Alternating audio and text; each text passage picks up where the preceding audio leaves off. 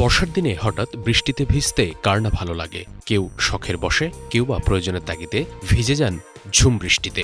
তবে অনেকের মনেই প্রশ্ন থাকে, বৃষ্টিতে ভিজলে কি সত্যিই সর্দি জ্বর হয়, নাকি কিছু উপকারও আছে?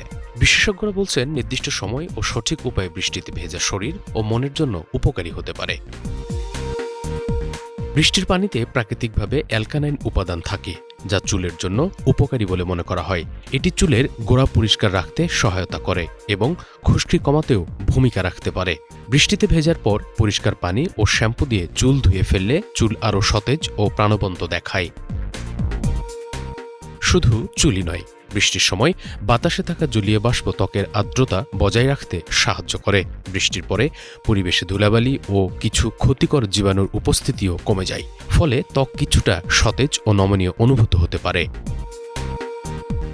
গবেষকদের মতে, বৃষ্টির সময় মাটির যে সোঁদা গন্ধ ছড়িয়ে পড়ে তাকে বলা হয় প্যাট্রিকোর। এই গন্ধ মানুষের মস্তিষ্কে প্রশান্তির অনুভূতি তৈরি করে এবং মানসিক চাপ কমাতে সাহায্য করে। অনেকের ক্ষেত্রে বৃষ্টিতে ভেজা মন ভালো করা ও দুশ্চিন্তা কমানোর একটি স্বাভাবিক উপায় হিসেবেও কাজ করে। এছাড়া বৃষ্টির সময় বাতাস তুলনামূলকভাবে নির্মল থাকে, যা শ্বাস প্রশ্বাসের জন্য আরামদায়ক পরিবেশ তৈরি করে। স্বল্প সময়ে বৃষ্টিতে ভিজলে শরীরে সতেজ অনুভূতি আসে এবং মানসিক ক্লান্তিও কমে যেতে পারে। তবে চিকিৎসকরা সতর্ক করে বলেছেন, দীর্ঘ সময় বৃষ্টিতে ভেজা ঠিক নয়। বিশেষ করে ঠান্ডা বাতাস, দূষিত পানি বা দীর্ঘক্ষণ ভেজা অবস্থায় থাকলে সর্দি, কাশি, জ্বর কিংবা ত্বকের সংক্রমণের ঝুঁকি বাড়তে পারে।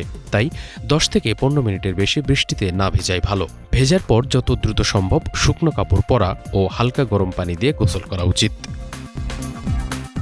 বিশেষজ্ঞদের পরামর্শ, বৃষ্টিকে উপভোগ করুন, তবে সচেতনভাবে।